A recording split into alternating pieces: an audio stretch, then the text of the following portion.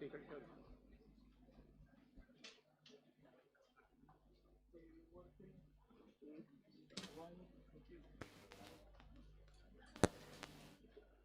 इकडे घेतील तेवढं घे.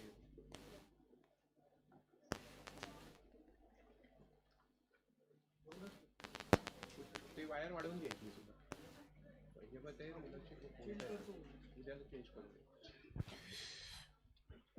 All right, a very good afternoon to all of you. When I say good afternoon, I mean good new attempt preparation.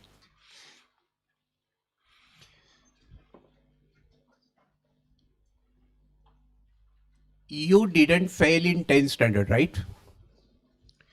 You did not fail in 9th standard, right?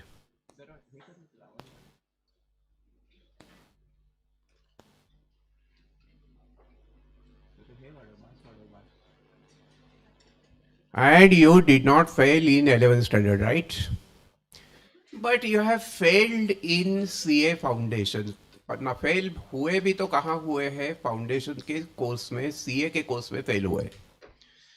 तो fail होने का भी अपना अपना एक स्टेटस होता है ना, है कि नहीं? नाइन्थ में फेल होते तो that could have been very bad, but अभी सीए के कोर्स में फेल होना ये एक आम बात है. और इसलिए फेल्यूर का ज्यादा थिंकिंग करना, उसके गम में रहना, ये अवॉइड करो. But at the same time now we had to take a lesson from what happened in the first earlier attempt, and we had to take a lesson with aggression and make a determination and willpower that in the next attempt you are not going to pass only on borderline with 50%, but you are going to get some Himalayan task, some at least 70%, जिसको distinction कहा जाता है. Alright, 70% कहाँ से लाया benchmark? क्योंकि that is known as what? Distinction. अभी ये ओवरऑल अगर 70% तक आपको पहुंचना है तो आपको दो सब्जेक्ट्स पूरी तरह हेल्पफुल हो सकते हैं. एक है मैथमेटिक्स और दूसरा है इको. ये कहने का रीजन ये ऐसा है कि now these two papers are of objective type. You don't have to write anything. And those who were earlier, the students will agree with me that I tell so many shortcuts that this mathematics becomes a very easy and perhaps, and you can agree with me, among the four papers, the easiest paper was of maths, right? अभी paper easy था या difficult था, ये आपके preparation पे dependent होता है. अगर आपकी प्रिपरेशन हो गई है तो कौन सा भी पेपर दिया तो भी you can get good marks. और प्रिपरेशन नहीं हुई है तो फिर इजीएस्ट पेपर में भी यू कैन फेल. क्लियर? तो before I start with my first lecture, what I want you to assure me is that you are not going to miss a single lecture. February is almost over. March, April और मई के जो भी test होगी ये होगा, वो आप कुछ भी मिस नहीं करेंगे. ये आपको मेरे से वादा करना होगा. You make a promise to me that you are not going to miss a single lecture, and I make a promise now this time you will not fail at all. क्योंकि जो फेल हुए थे तुम पहले attempt में, वो भी reason तुम्हें पूरा अच्छी तरीके से पता है कि that you fail because of lack of preparation. It's not that preparation was there, you had a lot of practice, you had a sincere effort, you had a hard work and yet you failed. ऐसा नहीं हुआ था. एक तो हमारा lecture bunk करने का सिलसिला जारी था, दूसरा जो हुआ है उसकी रिवीजन नहीं की थी, तीसरी बात यह है कि लॉ जैसे सब्जेक्ट में लिखने की प्रैक्टिस करना बहुत ज्यादा इंपॉर्टेंट होता है, वो आपने नहीं किया था. मैथ्स में जो एमसीक्यू के सेशंस हमने लिए थे, रात को लिए थे और ये सब, वो आपने भी दिल से नहीं किया था.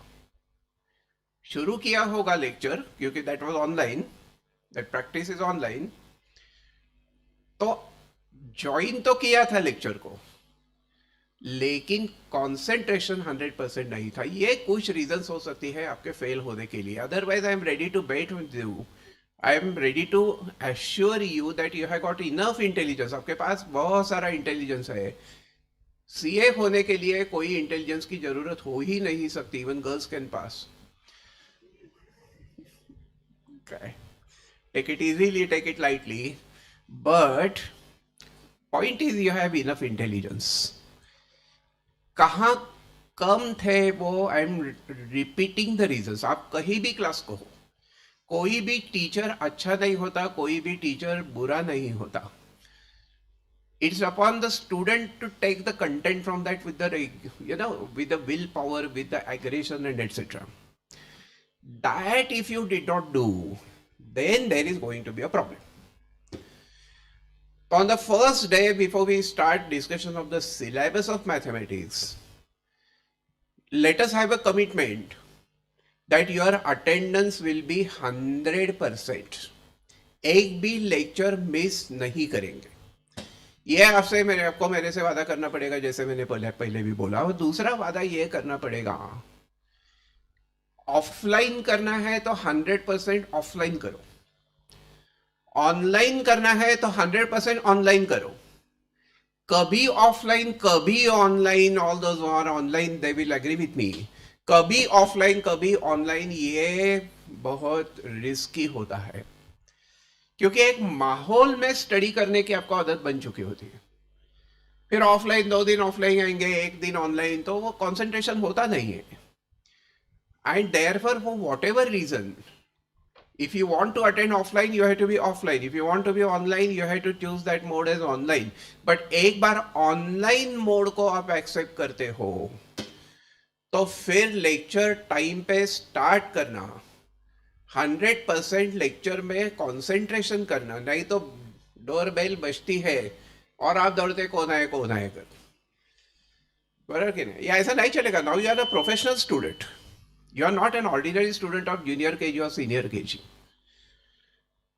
तो ऑनलाइन करना है तो जो भी ऑनलाइन जितने भी सारे स्टूडेंट्स हैं उन सबको मेरा ये अपील है कि ऑनलाइन में खुद के ऊपर कंट्रोल रखना ये बहुत बड़ी जिम्मेदारी होती है। यहाँ क्या होता है, ऑफलाइन में you are in front of the teacher, you have a good group of friends developed, and therefore एक हंसी मजाक के माहौल में पूरा सिलेबस होता है।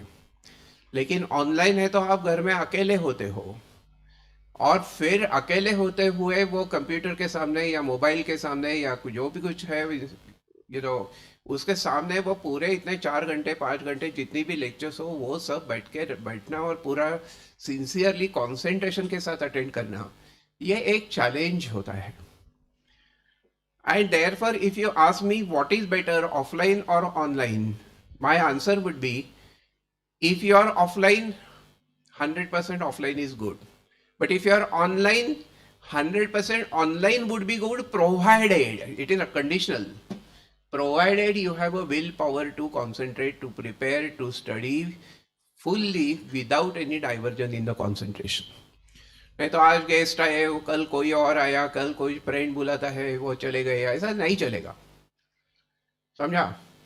एक बात अभी कमिंग टू मैथमेटिक्स में थोड़ी सी एक खासियत ऐसी है, वैसे बाकी सब्जेक्ट्स में भी है लेकिन आई टॉक अबाउट मैथमेटिक्स। कुछ चैप्टर्स का वेटेज बहुत ज्यादा है और कुछ चैप्टर्स ऐसे हैं कि जहां वेटेज कम है, चैप्टर बड़ा है लेकिन उसका वेटेज कम है। तो what I suggest you guys to do is, जिनका वेटेज ज्यादा है उन चैप्टर्स को पहले प्रिपेयर करो। For example measures of central tendency, dispersion, description of data. अभी ये नए सिलेबस में एक और पार्ट उसमें आ गया है and that is what sampling. ये इतना पार्ट करेंगे तो कम से कम 20 मार्क्स तो आराम से मिलेंगे। एक चैप्टर के 20 मार्क्स होते हैं, तुम्हारे पेपर में भी था, जो हमारा पहला जो दिसंबर अटेम्प्ट का पेपर हुआ उसमें भी था। 20 मार्क्स एक चैप्टर पे मिलते हैं माय डियर ऑल। फिर आप करेंगे टाइम वैल्यू ऑफ मनी, उसके ऊपर कम से कम 10 क्वेश्चन तो हो गए, 12 क्वेश्चन होते हैं, 10 पकड़ के चलो। तो विज 20+10 30 तो यही हो गए, लॉजिकल रीजनिंग के 20 क्वेश्चंस हो गए ही, 30+20 50। अभी ये 50 जो है इस ऑर्डर में पहले प्रिपेयर करो, एंड देन रिमेनिंग चैप्टर जिसको 5 मार्क्स है, जिसको 6 मार्क्स है, 7 मार्क्स है, उसका वेटेज है, उसके अनुसार सब प्रिपरेशन करो। Clear? So there has to be the, there has to be the some kind of planning behind the order in which you are going to prepare. So what exactly I'm going to do now is that we are going to start with the chapter time value of money.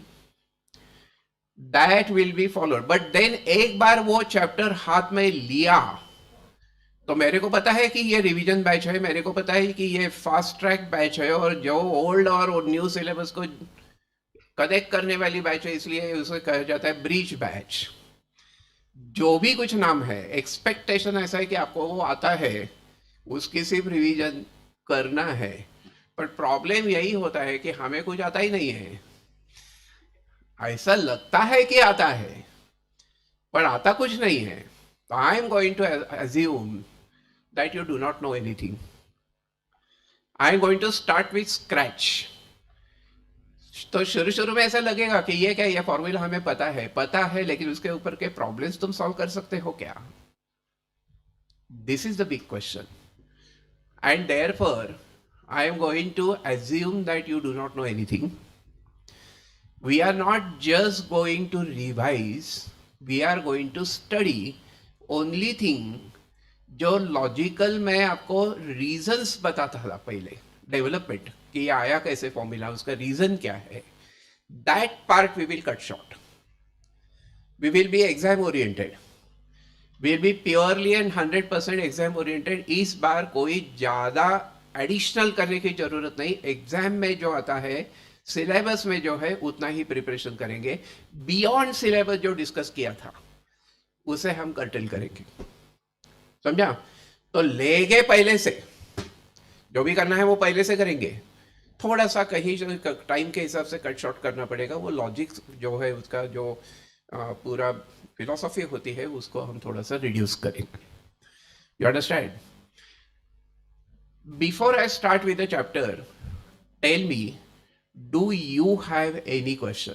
आपको अगर कोई भी सवाल किसी तरीके का, यहाँ सबका दुख एक ही है कि ये सेकंड अटेम्प्ट है, कम से कम, थर्ड भी हो सकता है, फोर्थ भी हो सकता है, लेकिन कम से कम सेकंड अटेम्प्ट तो है। तो before that you have any question? कैसे पढ़ाई करेंगे, क्या पढ़ाई करेंगे, कितना टाइम पढ़ाई करेंगे, ये बीच में एफवाई की एग्जाम आएगी तो उसका क्या करेंगे? ऐसा कोई भी सवाल अगर मन में हो तो पूछो। We are like the good friends in the class. धीरे धीरे we will become very good friends sitting here in this class. तो आपके मन में कुछ डाउट्स है तो पूछो, कौन से भी लैंग्वेज में, any language that you can speak and I can understand. है क्या कोई डाउट? कोई पूछना है क्या सवाल? डाउट नहीं, सवाल बोलो। हाँ बोलना, आगे बोल सुनो। हाँ,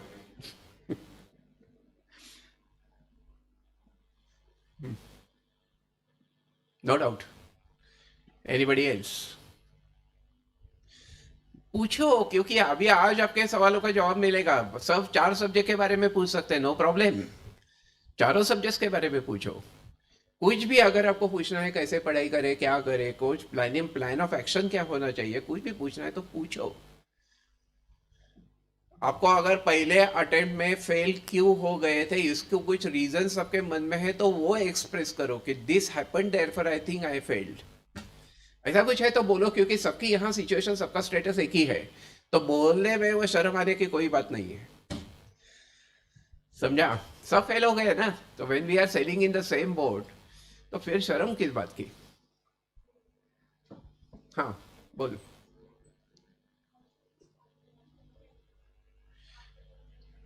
How do we start the studies now of all the 4 subjects you are talking?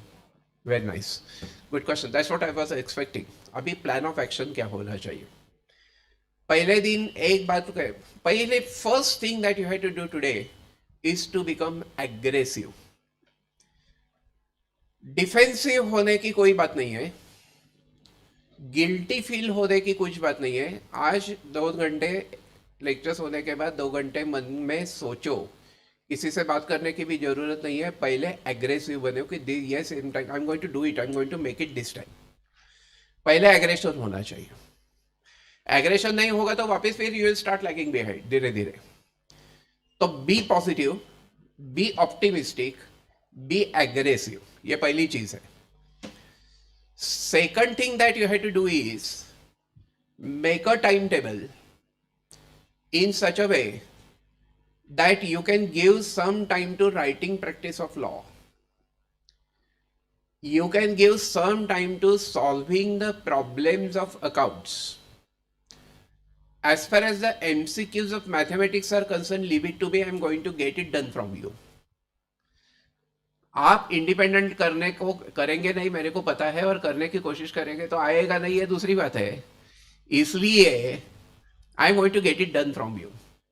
But you have to ensure, you have to start preparation of accounts and law at present. और वो लॉ में ज़्यादा से ज़्यादा लिखना जरूरी है. अभी जो पार्ट पहले आपके आप पहले अटेम्प्ट में मतलब ओल्ड सिलेबस में था वो तो आपको पता है ना. तो रिवीजन बैच में होगा तो उसके साथ रहो, और थोड़ा सा आगे जाना है तो जो आपको पता है उसको मैक्सिमम नंबर ऑफ टाइम्स लिखने की कोशिश करो. क्योंकि 10 टाइम्स पढ़ना और 1 टाइम लिखना ये बराबर होते हैं. Because when you read you can not concentrate. आपके मन में दूसरे कुछ ख्याल होते हैं, कुछ इधर उधर होता है, तो when you read you can't stay focused. But when you write you have to be focused, you will be focused. And therefore कैसे पढ़ाई शुरू करेंगे, तो मेरा कहना यह है कि आज के दिन से ही क्या करेंगे कि जो भी पहला चैप्टर आपको लॉ का लगता है कि ये प्रिपेयर करना, उसकी राइटिंग प्रैक्टिस शुरू करो. एक एक क्वेश्चन को प्रिपेयर करो. पूरे वो चैप्टर के पास, पूरे एक्ट के पास देखने की कोई जरूरत नहीं है. एक क्वेश्चन पिकअप करो, that question you have to write several times. वो इतने बार होना चाहिए कि उसको लिखने में स्पॉन्टेनिटी आनी चाहिए. जैसे मैंने तुमको पूछा कि क्या तुम्हारा नाम क्या है, what is your name, you don't say that I go home I ask my mom what is my name, because you told your name so many times that it has become spontaneous, it has become the reflexive action, you tell the name immediately, instantaneously. उस तरीके की immediate reaction जब आप law का question देखेंगे तो आनी चाहिए. तो पहली बात आज से क्या करेंगे, पहला क्वेश्चन कोई भी एक सिलेक्ट करो, उसकी राइटिंग प्रैक्टिस शुरू करो, और फिर कौन से सीक्वेंस में जाना है that Darshan sir will take care of. जैसे लेक्चर में जो जो पार्ट होता है उसकी लिखने की प्रैक्टिस करनी है आपको. मैथ्स में भी सेम कर सकते हैं कि you have to just stay with me. जो चैप्टर आज हम करेंगे, समझो हमने पहले क्या टीवीएम स्टार्ट किया, time value of money start किया, तो टाइम वैल्यू ऑफ मनी का जितना होगा उसके ऊपर का जो कुछ भी रिवीजन है वो आपको घर को जाके करने का है. अकाउंट्स में भी वही है. इको में शायद जॉब थोड़ा सा आसान इसलिए होता है कि आपको लिखना नहीं है, वहां से एमसीक्यू टाइप ऑफ एग्जाम देना, तो लिखने की प्रैक्टिस करने की जरूरत नहीं है. हाँ, लेकिन फिर वो पढ़ना है तो फिर ऐसे एक एक सेंटेंस को पूरा करो. आईसीआई के मॉड्यूल में जितने भी पेजेस है, उस पेज में के हर सेंटेंस का हर वर्ड आपको आना चाहिए. क्योंकि एमसीक्यू में क्या होता है कि you prepare 99% but the question comes on 1% remaining, then you will not be able to attempt. And you have to consider yourself fortunate that BCK BCR are no more, so now you don't have to study for 6 subjects, you have to prepare only for 4 subjects. ठीक है कि law में थोड़ा कुछ add हो गया, eco में add हुआ है, मैथ्स में ऐड हुआ है, जो ऐड हुआ है वो तो हम करेंगे, उसकी वो जिम्मेदारी टीचर की है, तुम्हारी नहीं है. लेकिन जो उस दिन हुआ है उसकी रिवीजन करना ये आपका पहला काम होगा. समझा? तो हाउ डू वी स्टडी, इसका जवाब क्या है, जो भी क्लास में होता है उसको रिवाइज करो और लॉ और अकाउंट्स में उसको दोबारा लिखने की कोशिश करो. Is that clear? I think I have answered your question. Anybody else? After teaching for more than 35 years, and after teaching more than 1 lakh students, of whom 5,500 are the chartered accountants, I can definitely peep in your mind and I can find what the question is. Question is it possible for me? मेरे से होगा क्या? तुम्हारे से तभी होगा जब तुम डिसाइड करेंगे कि मुझे ये करना है. जब तक आप डाउटफुल है, जब तक आपके मन में ये ऐसा थोड़ा सा वॉबलिंग थॉट है कि होगा नहीं होगा, करना है, फिर एफवाई बीकॉम का क्या करना है कि ना? एक क्वेश्चन आपके मन में, एफवाई बीकॉम का कुछ नहीं करना है. नेक्स्ट मंथ में एग्जाम होगी, नेक्स्ट मंथ में मार्च या अप्रैल, उस दरम्यान वो एग्जाम होती है. उस समय पहले 4 दिन भी अगर पढ़ेंगे और जाकर लिखेंगे तो भी पास होते हैं. एफवाई बीकॉम के मार्क्स बीकॉम में कोई देखता नहीं है. बीकॉम के मार्क्स मतलब एसवाई और टीवाई के मार्क्स, और एफवाई में कोई किसी को कोई फेल करता ही नहीं. It's like 11th standard. तो एफवाई का ज्यादा टेंशन मत लो. हाँ, जब एग्जाम है तब जाओ वहां कॉलेज में एग्जाम देने के लिए, नहीं तो बोलेंगे वो क्या सर ने बोला, कुछ ऐसा नहीं. But it can easily, that should not be an obstacle, that should not be a hurdle in your mind about the preparation of this foundation. समझा? तो you can make a small bit of planning. Lecture का समय छोड़ के 2 घंटे की preparation foundation के studies के लिए काफी है. 2 घंटे की प्रिपरेशन काफी है. ऐसा नहीं कि पहले दिन से आप 10-10 घंटे पढ़ाई करेंगे, वो होगा भी नहीं. 2 घंटे, लेकिन कंसिस्टेंटली. आज के 2 आवर्स अगर मिस हो गए प्रिपरेशन के तो कल का बर्डन बढ़ेगा. फिर 4 घंटे होगा नहीं तो day after tomorrow the burden will be still increasing, and this is how you start lagging behind. तो पेंडिंग वर्क को एक्यूमुलेट मत करो. आज 2 घंटे प्रिपरेशन करना है, 4 सब्जेक्ट्स हुए हैं, आधा घंटे की प्रिपरेशन काफी हो गई. समझा क्या? और ऐसे करते रहेंगे तो फिर nothing is going to be difficult at all. और कोई क्वेश्चन? Any question? हाँ, रहा सवाल मैथमेटिक्स का, तो मेरा ये फुल आपसे वादा है कि जो भी हम क्लास में डिस्कस करेंगे उसके अलावा पेपर में कुछ होता नहीं है. Was there any question other than what we discuss in the earlier attempt? Surely not. होगा ही नहीं ना, because we do everything, and when we do everything, nothing beyond that. हाँ, क्या बदल सकता है? फिगर बदल सकती है, but whatever is the figure, procedure is same. समझा ना? Figure is temporary, procedure is permanent. Alright, तो we start with time value of money. What do you feel? Are you set? क्यों ज्यादा time waste करने का था? फटाफट पूरा करेंगे. समझा? We start with time value of money.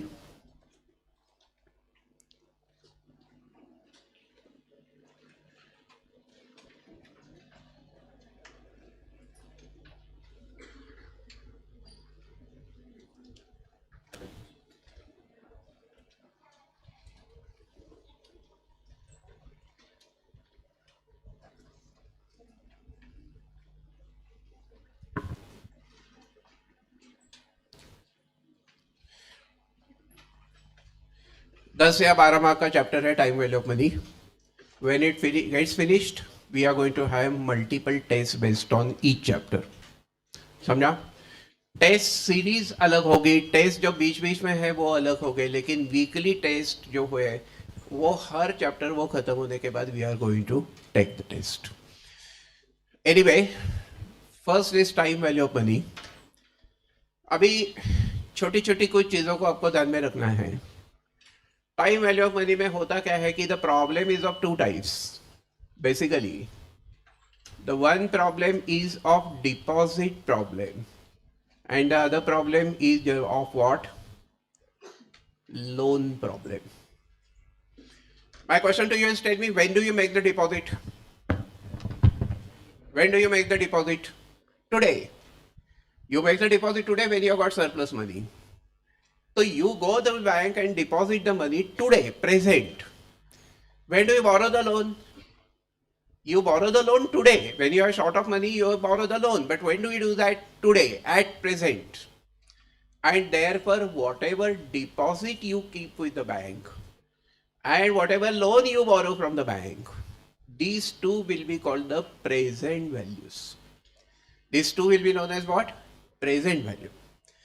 So present value means what? Deposit is a present value, loan borrowed is a present value. Now that present value indicates the basic value of loan. If you have taken the loan, अगर तुमने 100 रुपए का loan लिया है तो वो with interest आपको repay करना पड़ेगा ना, 2 साल के बाद, 3 साल के बाद, 4 साल के बाद. तो बेसिक अमाउंट ऑफ लोन कितना है? 100 रुपीज. वो तो ये बेसिक अमाउंट है. That is why this is also called the principal value. That is why this is called the principal. And because it is a present value, we are going to denote it by what? By P. You will get the notes shortly in 2 to 3 days. After all, the formalities of admission are completed, you will get the books and everything is there. Don't worry. So, what is this present value? Present value is what? Deposit you keep or loan you borrow.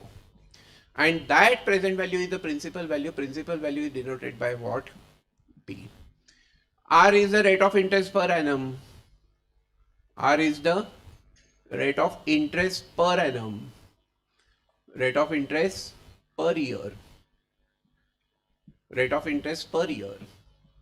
लिखो बड़ानो. So R is the rate of interest per annum. But then try to understand N is number of years. N is number of what? Years. सवाल ये होता है कि अगर मैंने कहा कि you have a period of 5 years and 3 months, तो मुझे क्या करना पड़ेगा? मंथ्स का कन्वर्जन ईयर्स में करना पड़ेगा. छोटी छोटी चीजें हैं, बट ये छोटी छोटी चीजों से ही बड़े बड़े प्रॉब्लम सॉल्व हो सकते हैं. तो 5 years and 3 months का पीरियड है, तो n value will be what? तो 5 years are complete, but 3 months को मैं ईयर्स में कन्वर्ट करूंगा by dividing by 12. Why? Because 12 months means 1 year. 1 year में अगर 12 months में 1 year होता है तो 3 months में कितना होता है? And therefore when months divided by 12, that will give you years. कहीं तो भी लिखो, छोटा सा पॉइंट है. And therefore it will happen to be 5 years and 0.25 years. And therefore it will happen to be 5.25 years. So how do we convert whenever the months are given? How do we convert the months to years? And sometimes what happens while writing the answers, you have to convert years to months. तो आज का पहला point to be noted is how do we convert months to years. अभी लिखा है हमने ताजा ताजा. How do we convert the months to years? How do we convert the months to years? By dividing by 12. और जब मुझे years को मंथ में कन्वर्ट करना है तो फिर आई विल मल्टीप्लाई बाय 12. आज का ये पहला पॉइंट जो है, छोटे छोटे पॉइंट्स है, very tiny small points, but they make the big difference. तो फिर मेरे को बोलो कि अगर मेरा आंसर आया किसी प्रॉब्लम में, if I get an answer 7.7 years, तो फिर इसको मंथ्स में कैसे कन्वर्ट करेंगे? ईयर्स एंड मंथ्स में कैसे कन्वर्ट करेंगे? तो 7 years आर कंप्लीट. समझा? बाकी जो 0.7 है वो ईयर्स, उसको कन्वर्ट करने के लिए क्या करना पड़ेगा बोलो मेरे को? तो 0.7 multiplied by 12 these many months, क्योंकि चॉइस में होता है ईयर्स एंड मंथ्स में. तो फिर tell me what will happen. This is 7 years and हाँ, अभी बेसिकली क्या होता है? 8.4 है. अभी बेसिक रूल ऑफ वो राउंडिंग ऑफ करने का क्या होता है कि ये डिजिट अगर 4 तक है तो 8 को 8 ही रखो. But if this digit becomes 5, 6, 7, 8, then you have to increase it. So eventually approximately I will write the answer as 7 years and 8 months. हाँ, but had it been 8.5 I would have written 9 months. समझा? लेकिन अभी 9 months के तरफ देखने की तुम्हारी उम्र नहीं हुई है ना. 9 महिने होतील ते नंतर बघू. बरोबर. तो फिर this time comes to be what 7 years and 8 months. ये समझा क्या बात? मंथ्स टू ईयर जाना है तो क्या करना है? Divide by 12. और ईयर्स टू मंथ्स जाना है, मल्टीप्लाई बाय. समझा? छोटी चीजें हैं, लेकिन अगर मेरे साथ रहोगे तो फेल होने का कोई चांस नहीं रहेगा. अगर लैग बिहाइंड हो गए तो पहला अटेम्प्ट रिपीट होगा. समझा क्या? Anyway, my question to you is, then tell me, if you have borrowed 100 rupees and you have to pay the interest of 20 rupees, then how much money will you pay in the future? How much money will you pay in the future? 100 plus 20, बोलो जोर से. 100 plus 20, what is that? 120. बोलो, online है तो भी बोलो. लोगों को लगने दो कि तुम पागल जैसे बड़बड़ कर रहे हो, लेकिन बोलो. तो फिर that future value is denoted by A. That future value is denoted by what? A. And then, so A is the future value. Now my question to you is, tell me, ये interest जो मेरे को निकालने का है वो interest दो तरीके का होता है. Tell me, what are the two types of interest? What are the two types of interest? Simple interest and compound interest. What is simple interest? What is simple interest? What is simple interest? देखो मेरे तरफ. You make a deposit of 100 rupees. Imagine rate of interest is what? 10% per annum. Then my question to you is, tell me, year number 1, your principal is 100 rupees. How much is the interest? What is 10% of 100? 10% of 100? 10. So interest is what? 10. अभी second year में भी क्या होता है कि if I keep the principal same 100, then again the interest is going to be what? 10. Now suppose period is of 2 years, then 2 years के बाद तुम्हारा प्रिंसिपल कितना है? 100. और इंटरेस्ट कितना होगा? 10 plus 10, 20. So 100 plus 20 will become the future value A. So what has happened here is that in simple interest the principal has been kept constant. ये जो प्रिंसिपल है that has been kept constant.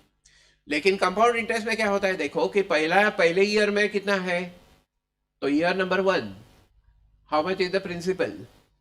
100. What is the interest for the first year? 10% of 100, what is that? 10. अभी ये 10 को इसमें add करो. 10 को 100 में ऐड करेंगे तो सेकंड ईयर जो है उसका जो प्रिंसिपल होगा वो होगा 110 रुपीज. तो ये जो एडिशन करते हो इंटरेस्ट के प्रिंसिपल में, that is nothing but compounding. तो what is compounding? Addition of interest to the principal is nothing but compounding. तो लिखो कहीं तो भी, क्या लिखेंगे? ये एग्जाम्पल लिखो. तो फिर यहाँ होगा 11 rupees and then this A will be 100 plus 21. That means it will become 121. That will become the future value.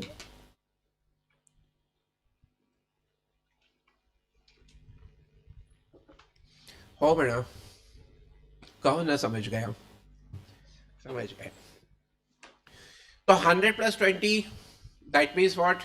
The principal. So simple interest में क्या होता है? Principal is kept constant. The principal is constant. And compound interest में क्या होता है? Principal goes on increasing. The principal increases. In simple interest, the principal remains constant, whereas in compound interest, the principal goes on increasing. Why does the principal increase? Because you add interest to the principal. समझा ना? तो लिखो बाळांनो, we add interest to the principal. और कहीं तो भी mark करो कि addition of interest to principal is compounding.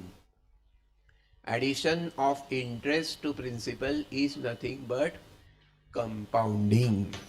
तो compounding क्या होता है? Addition of interest to the principal is nothing but the compounding. Is that clear? All those are online. Please make sure that you understand. कुछ भी नहीं समझा तो you can post it as a chat over here. समझा? Is that clear? हाँ, तो भाई मेरे सवालों का जवाब दो. What are the two types of interest? हाँ, in simple interest what happens? Principal remains constant. In compound interest what happens? The principal goes on increasing. Why does the principal increase? Because we add the interest to the principal. Addition of interest to the principal is known as what? Compounding. तो फिर पहला सवाल ऐसा आता है that if I say money doubles, if the wording comes to be money doubles, तो इसका मतलब क्या है? Money doubles मतलब क्या? If P is P, P is हमेशा P, but उसका डबल मतलब A, so A will be equal to 2P. Money doubles मतलब what P is P and A will become 2P. जो भी प्रिंसिपल तुमने deposit किया था उसका डबल हो गया. 100 रुपये डिपॉजिट करेंगे तो 200 होगा, 200 डिपॉजिट करेंगे तो 400 होगा, तो 2P will be A. Is that clear? Tell me, if I say money triples, what does that mean? Money triples, then tell me what does it mean? अभी ये रिदम में आना चाहिए. P is P and A is 3P. Triple मतलब 3 times. And therefore P is P and A is 3P. समझा क्या? If I tell you that money increases by 20%, money rises by 20%, तो फिर मैं क्या करूंगा? P is P. Now A will be what? अभी जरा मेरी तरफ देखो. 20% मतलब क्या? 20% का मतलब क्या? 20% मतलब 20 over 100. बेसिक थिंग है कि कोई भी परसेंट बोला तो डिवाइडेड बाय 100 होता है. तो 20% ऑफ P मतलब क्या? 0.2P. और वो P में ऐड करेंगे 0.2P, तो फिर वो 1.2P बनता है. समझा ना तुमको? So फिर P is P, A will be 1.2P. If money rises by 20%, then P is P and A will become 1.2P. जितना कहा है उसकी रिवीजन करना, उसको कंसोलिडेट करना, जहाँ नहीं समझता है वो डाउट पूछना, ये आपकी जिम्मेदारी होगी. बाकी सब जिम्मेदारियां मैं मेरे तरफ लेता हूँ. 100 क्वेश्चन जो हो गए पेपर में, वो 100 के 100 क्वेश्चंस का पूरा कंसिडरेशन डिस्कशन क्लास में हो चुका होगा. उसके अलावा कुछ नहीं आएगा. This is my promise. My question to you is, therefore now you will write on your own, money increases by 35%. बोलो क्या करेंगे? Money rises by 35%. बोलो बड़ानो क्या करेंगे? Money rises by 35%. क्या करेंगे? Then in that case P is P and A is 1.35P. All right? Very nice. My question to you is, tell me, interest is half the sum.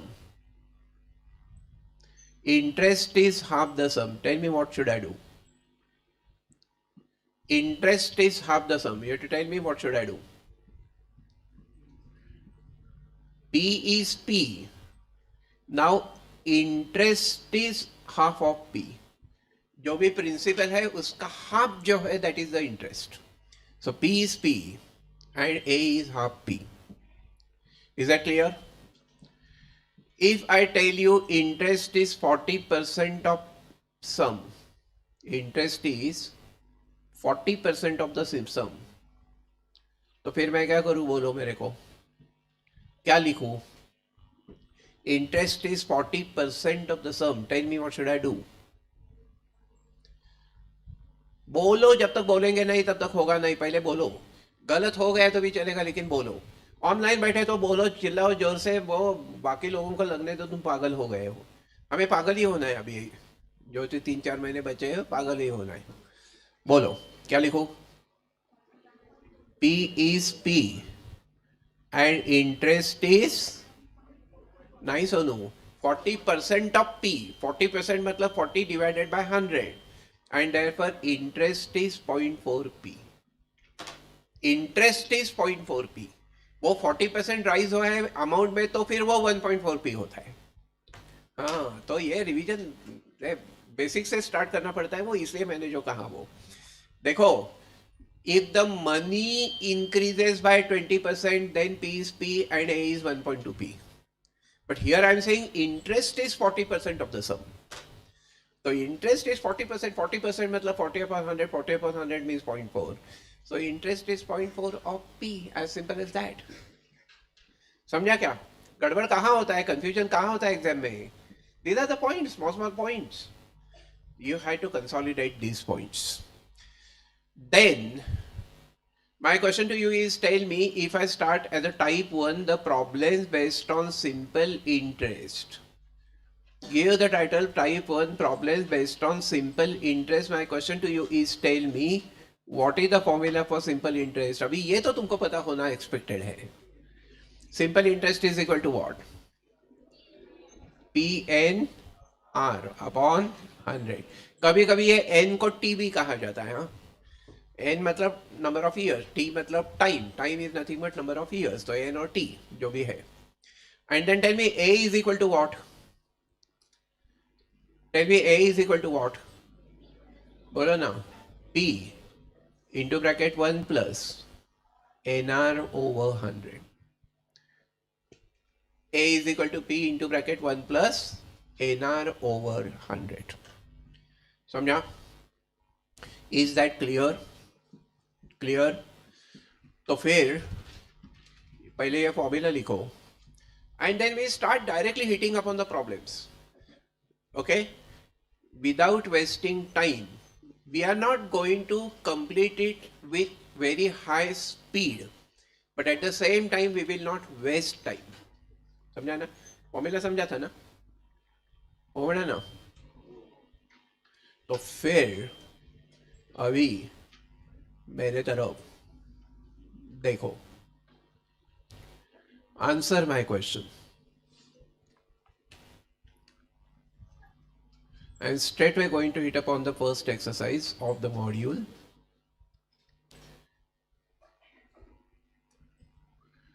पहले exercise के लिए मतलब ए exercise के लिए अब तुम मेरे तरफ देखो. Come on start. This is first exercise, exercise A4A of your module. Come on, start. Simple interest on 3,500 for 3 years at 12% per annum. पहले ये लिखो कि दिया क्या है. First of all, you have to write what is given. अभी अगर पहले से मॉड्यूल में लास्ट टाइम कुछ सॉल्व किया है तो वो भूल जाओ और नए परत start fresh. Make a list. What is given? Simple interest on 3,500. What is 3,500? What is 3,500? 3,500 क्या है? So P is equal to 3,000. Yes, present value 3,500 for N is equal to 3 years. And then rate of interest comes to be 12%, so R will be equal to 12. Now they just want the simple interest. So tell me simple interest is equal to what? Is P into N into R and that over 100. अभी just value substitute करो. Calculator का इस्तेमाल करो. ये manually करने की कोई ज़रूरत नहीं है क्योंकि कैलकुलेटर इज फ्रीली अलाउड. तो करो. हाँ, 12, ये 1260 क्या है? इंटरेस्ट है. और अगर ए बोला तो मैं आगे क्या कर सकता हूँ? बोलो. Suppose they ask you what is the value of A, then what should I do? Then A will be equal to P plus I. A will be equal to what? P plus I. Say yes. And therefore then in that case this is going to be P is 3500 plus what? A is 1260. And tell me therefore what is the answer. Is that clear? Very simple. Come on, try getting the second question. P is 5,000 and R is given and T matlab N is given. 4.5 means what? 4.5 means what? 4.5. आधा ना, half means आधा. तो 4.5. तो everything has been given. P is given and R is given and N is given. तो करो बाळांनो. Oh, any doubt?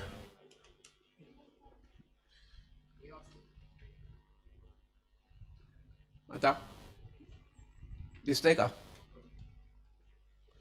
मोठं पाहिजे का तुला? बरं ठीक.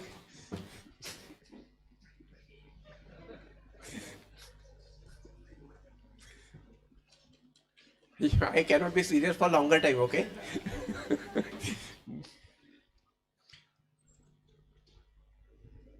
हाँ चलो. तो simple interest is now equal to what? Will be 5,000 multiplied by 15 multiplied by 4.5 and that divided by 100. So tell me it comes to be what? 3? 3, 3. तो A choice is correct. अगर मैंने तुमको पूछा कि A क्या है, अमाउंट क्या होगा, तो क्या करेंगे? हाँ, that's it. Very simple. Clear? Then look at the third sum. करो बाळांनो. P is given, T is मतलब N is given, I is given, and the rate of interest is to be found. Go start now. P is given. See, we are going to take a huge rigorous practice in the class. समझा क्या? MCQ मतलब क्या? वो सब इतने MCQ solve करेंगे कि वो स्पॉन्टेनियस बन जाएगा हर चैप्टर. लेकिन उसके लिए आपको भी क्या करना पड़ेगा? एनर्जेटिकली अपना अपना करो, मेरे तरफ मत देखो.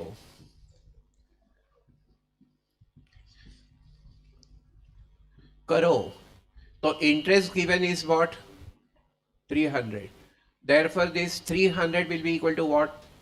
It will be 5,000 multiplied by 1 multiplied by R that we don't know, that divided by 100. अभी जब भी ऐसा क्रॉस मल्टीप्लिकेशन होता है तो हम क्या करते हैं? नीचे का ऊपर और ऊपर का नीचे. तो ये 100 नीचे है तो वो जाएगा ऊपर और 5,000 आएगा नीचे. So 300 multiplied by 100, that divided by 5,000. Now that will be equal to R. So tell me R comes to be what? So it's 6% per annum. हमेशा rate of interest is what? Percent per annum or per year. समझा? समझा मैंने ना? तो fourth करो. अभी P दिया है और A दिया है. Then interest is what? ये क्वेश्चन एग्जाम में डेफिनेटली नहीं आएगा क्योंकि एग्जाम का स्टैंडर्ड इतना लो नहीं है. समझा क्या? कितना आया? कैसे निकाला? A माइनस P किया तो इंटरेस्ट होता है. समझा क्या? तो interest is nothing but A minus P. 7,200 less what? 4,500. You will get an interest. That's okay, but इतना सिंपल क्वेश्चन मस्ट एक्सपेक्ट करो क्या एग्जाम में? We are going to prepare for highest level, toughest level, so that easy questions will become easier. ठीक है, तो फिर do the next sum. अभी P दिया है, फिफ्थ सम.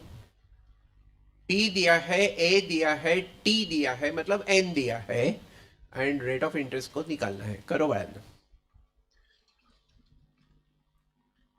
इसलिए मैंने कहा कि तुमको ज्यादा डिफिकल्टी फेस नहीं करना है, वो ही प्रॉब्लम है, लेकिन उसके रिगरस प्रैक्टिस करना है.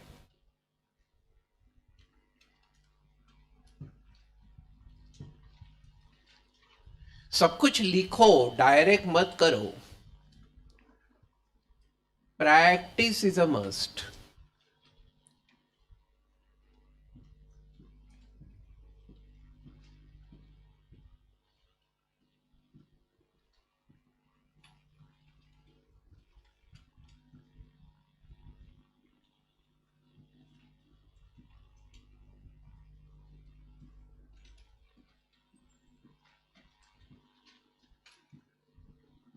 हो गया? तो फिर क्या करूं मैं? A is equal to P 1 plus nr over 100. Now if this is true, then 16,500, that is equal to 12,000 into 1 plus 2.5 r, that over 100. अभी मेरे को बोलो कि ये कैलकुलेशन का सीक्वेंस क्या होगा. First of all I will divide by 12,000. तो फिर 16,500 divided by 12,000. What is that? 1.375 is equal to 1 plus 2.5 r over 100. अभी ये 1 को शिफ्ट करेंगे तो माइनस होगा. तो फिर 1.375 minus 1 will be equal to 2.5 into R over 100. तो फिर 0.375 डिफरेंस होगा. फिर ये 100 ऊपर आएगा तो इंटू 100 डिवाइडेड बाय 2.5 जाएगा नीचे. तो फिर जो रहेगा वो तुम्हारा आर होगा. त्यात कौतुक नाही, सोपच आहे. कितना आया? 15% आया क्या? Very good. So R comes to be 15% per year. Now if that is true, then go try the sixth sum. Practice makes man perfect. Now if that is true, if practice makes man perfect, then what it means is that even practice cannot make woman perfect. Correct? Karo. We are going to enjoy the times, okay? But at the same time, we are going to study regularly so that we get a very high degree of success. Last attempt पे, December के attempt पे, तुम्हारे paper के attempt पे, at least 30 students had got 90 plus in maths. समझा क्या? तो it's possible. पहले दिन से करेंगे तो होगा, लेकिन अगर लैग बिहाइंड शुरू हो जाएगा तो फिर वो मुश्किल होगा. पहले दिन से करो. अभी करना है ना तो पूरे दिल से करो, दिमाग से करो. क्योंकि दिल कभी कभी किसी को दिया होता है ना, तो दिल कैसे यूज करेंगे? तो कहला का इंटरला.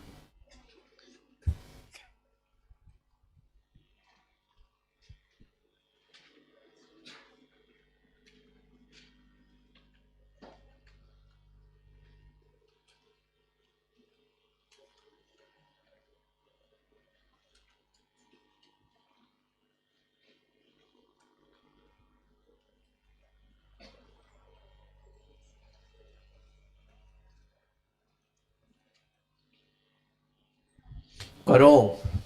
आया क्या? क्या दिया है बोलो? P दिया है, इंटरेस्ट दिया है,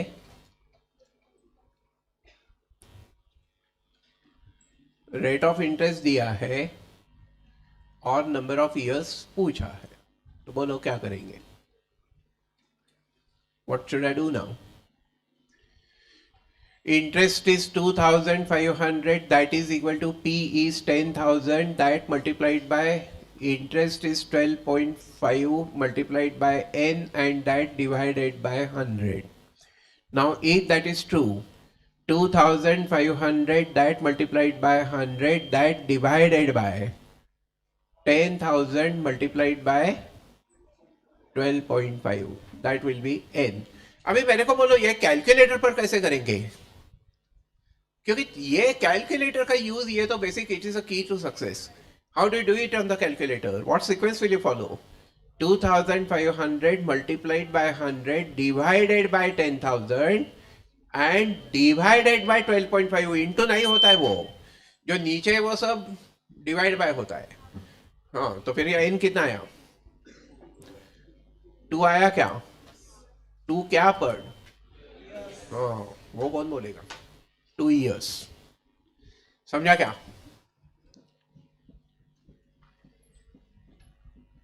वेरी नाइस. तो फिर करो 7 क्वेश्चन. P दिया है, A दिया है, R दिया है, N और T को निकालना है. गो स्टार्ट.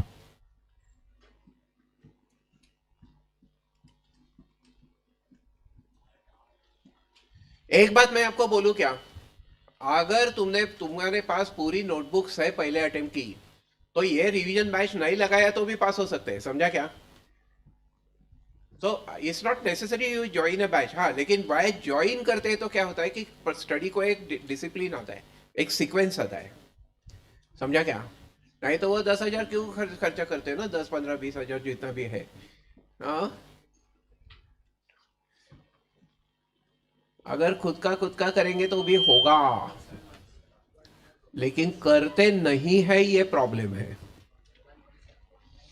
हाँ, तो फिर क्या होगा, 10,200 this is equal to 8,500 into 1 plus 12.5 is R, N हमें निकालना है, दैट डिवाइडेड बाय 100। तो पहले मैं क्या करूं, ये 8,500 को नीचे लाओ, समझा? तो फिर 10,200 divided by 8,500, now that is equal to 1 plus 12.5 into n and that over 100। तो फिर पहले मैं ये 1 को इधर शिफ्ट करूंगा। now tell me what is this ratio, 10,200 upon 8,500 कितना आता है? कैलकुलेटर का यूज करो, 1.2। तो that 1.2 minus 1 is equal to 12.5 into N and that over 100। तो फिर 0.2 into 100 that over 12.5 will come out to be the value of N. हाँ, अभी यहाँ आपको समझने की जरूरत है, जो पहले लिया था वो 1.6 ईयर्स आया क्या बाळांनो? हाँ, लेकिन वो ऐसा नहीं, उन्होंने उसको कन्वर्जन किया है मंथ्स में। तो ये 1.6 ईयर्स का मतलब क्या होता है, तो 1 ईयर इज कंप्लीट, और फिर फ्रैक्शन में रहता है 0.6 ईयर्स, पर 0.6 को मल्टीप्लाई करेंगे 12 से तो तुम्हें मिलेंगे नंबर ऑफ मंथ्स। तो फिर क्या होगा, 1 ईयर एंड 7.2, बट 7.2 है तो 7 का 7 ही रहेगा, and therefore it will be 1 year and 7 months, that will be the choice A। ये conversion is very much necessary. जो भी प्रॉब्लम सॉल्व करते समय लग रहेगा, वो सब हम पहले उसके समरी लिखेंगे, फिर बाद में प्रॉब्लम्स को डायरेक्टली हिट अपॉन करेंगे, समझा? सही है, कहो ना समझ गया।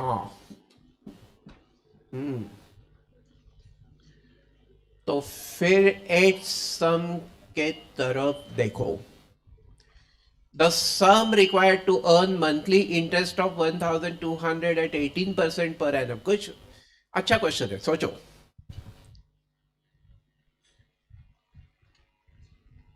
गो स्टार्ट।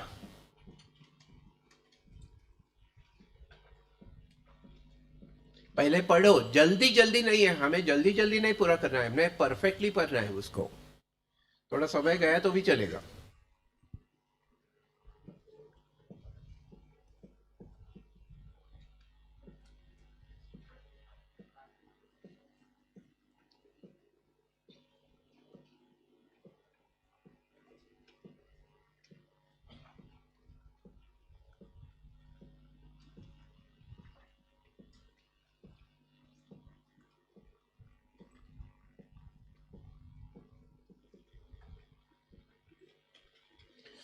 हाँ, क्या किया?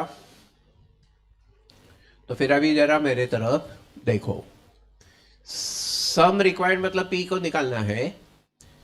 Now interest has been given, interest has to be given to be 1,200, but this is per month, okay, this is not per year। तो जो rate of interest per year दिया है उसको हमें पर मंथ में कन्वर्ट करना पड़ेगा, and therefore what happens is that rate of interest is 18% per year, but हमेशा ध्यान में रखो कि ईयर टू मंथ जाना है तो डिवाइड करो, और मंथ टू ईयर आना है तो मल्टीप्लाई करो। इट्स अ बेसिक रूल, की rule, it's a thumb rule. So it will be 18 divided by 12. It comes to be what? 1.5% per month. And then my question to you is, tell me, period is given to be n is equal to 1 month. So what happens is that this is 1,200. This is equal to p into 1.5 into 1, and that divided by 100. So 1,200 into 100 and that divided by 1.5 ये calculator पर अपना अपना करो, you will get what P is required. कितना आयो?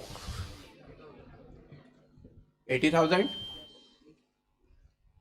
Very nice. तो यहां हमने क्या किया कि जो पर ईयर दिया था उसको किया कन्वर्जन पर मंथ पे, इसलिए डिवाइड किया. हाँ, लेकिन अगर पर मंथ पता है और पर ईयर में कन्वर्ट करना है तो यू हैव टू मल्टीप्लाई ना. It's very simple. Whenever you want to come from year to month, you have to, बोला ना, you have to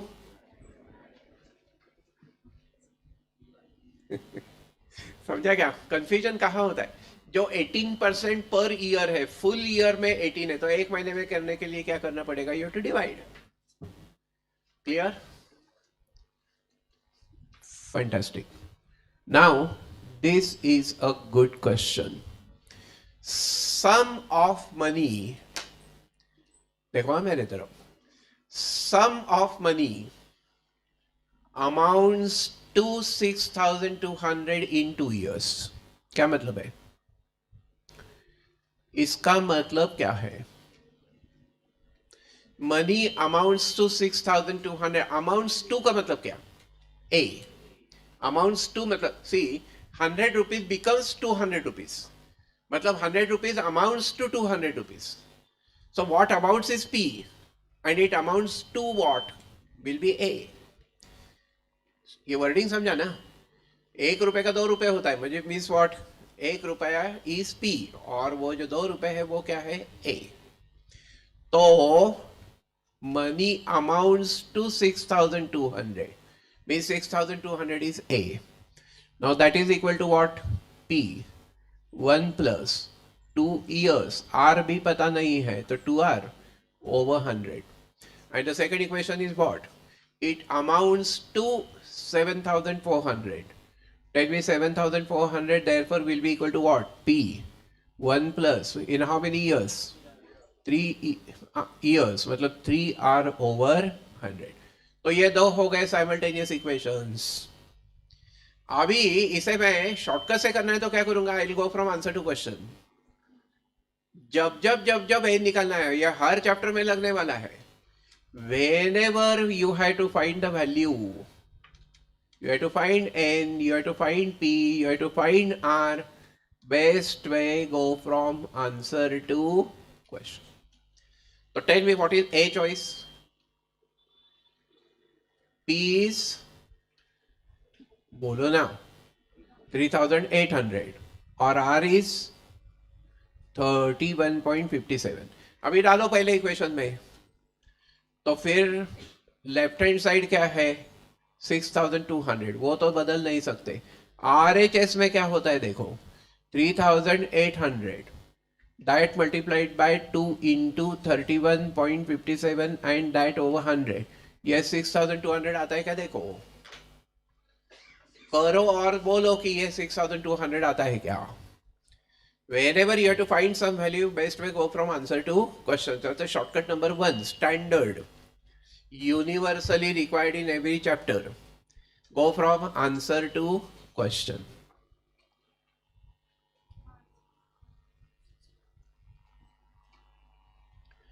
कैलकुलेशन करो बहनों और मेरे को बोलो कि ये 6,200 आता है क्या? आता है या नहीं आता है? आता है, लेकिन वो काफी नहीं है, सफिशिएंट नहीं है. सेकंड इक्वेशन में ट्राई करना पड़ेगा. तो पहला आता है, दूसरा नहीं आया तो वो चॉइस गया काम से. तो फिर अभी सेकंड का LHS है 7,400. फिर RHS में ये वैल्यूज डालो. सो it will B 3,800. 1 plus now 3 into 31.57 over 100. ये 7,400 आता है क्या? देखो अगर आता है तो दैट चॉइस इज करेक्ट, नहीं आता है तो गया काम से. दूसरा बी चॉइस आता है क्या? कैलकुलेशन करेक्ट करो. Correct calculation in the quickest of time is the key to success in MCQ type of exam. आता है? आता है क्या? तो because A choice satisfies both the conditions, therefore A choice is correct. Simple as that. समझा? Is that clear? And then try the last of this. Money doubles ताजा ताजा हमने देखा. मनी डबल मतलब क्या? P is P, A is to B. करो. Money doubles in 10 years, number of years it will triple itself. अभी triple itself मतलब क्या? 3P. तो इस क्वेश्चन के दो पार्ट्स है. In the first part they are telling you what? P is P, A is 2P, N is 10. You will find R is what? And then in the second part what happens? P is P. Now A is 3P. Now R you have already found from the first part. And then N is what? That's the question. So karo. Very, very, very simple. Simple problems. Ample marks. How many of you had failed in maths in your first attempt? Tell me. Raise the hand. काय शरम काय fail तर fail त्यात काय एवढं. Very nice. That means there is a lot of scope for taking the studies, right? And how many of you had failed in law? पूरा class. पूरा class. अरे कैसे फेल होते हैं तुम? मेरे को नहीं समझता है. अरे थियरी है वो लिखना है क्या? हाँ? पूरा क्लास फेल हो गया लॉ में. वैसे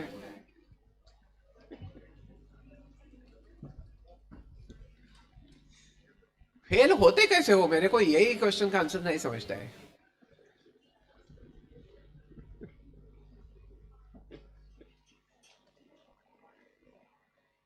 अरे उसमें बीसीआर था कि नहीं? वो इंग्लिश ही था कि नहीं? स्कूल में किया था कि नहीं? तर फिर भी फेल कैसे हो गए? 40 में से 20 वहां मिलते, 60 में से 20 यहाँ मिलते तो भी पास होते ना. बावळट से. तुमको पता है क्या गुजराती में बावळटला काय म्हणतात? गांडो. गांडो.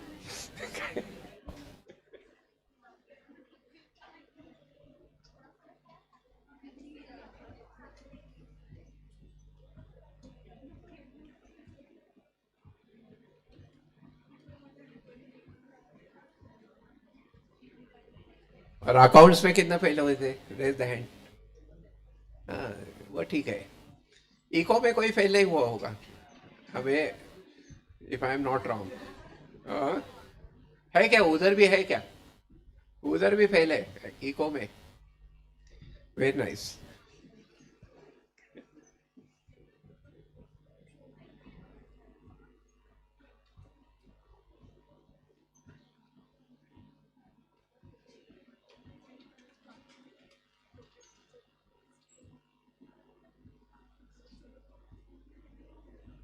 आया क्या? पहले आर कितना आया बोलो.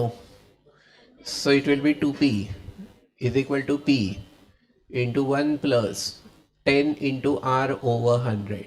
So here PP will be cut because P you divide by P. So it will be 2. So 2 minus 1 is equal to 10R over 100. It will be 1 into 100. That divided by 10 will be the value of R. और ये R आया 10% per annum. तो यहाँ भी AR होगा 10%. So 3P is equal to P 1 plus, now it will be 10n over 100. Again PP will be cut. 3 minus 1 is equal to 1 plus, rather about 10n over 100. Will it be 2 into 100? That over 10 is the value of n. 20 years आया क्या? Say yes. Very simple. है क्या नहीं? देखो देखते ही देखते पहला type हो भी गया सिंपल इंटरेस्ट का. And we have solve the problems on that. We are going to take lot of practice, you know. Later on what we will do, क्योंकि कुछ प्रॉब्लम में ऐसा होता है कि आधा पार्ट सिंपल इंटरेस्ट का होता है, आधा पार्ट कंपाउंड इंटरेस्ट का. वो भी प्रॉब्लम्स लेंगे हम. We are going to practice for everything. Okay. लेकिन एट द सेम टाइम, ठीक है, I will not extend from you know full time today, but this is simple. That is just a assurance that I wanted to give you in the first lecture. From tomorrow, you will keep the Xerox of second exercise compound interest वाला, वो आप साथ में रखो. समझा? All right, we stop.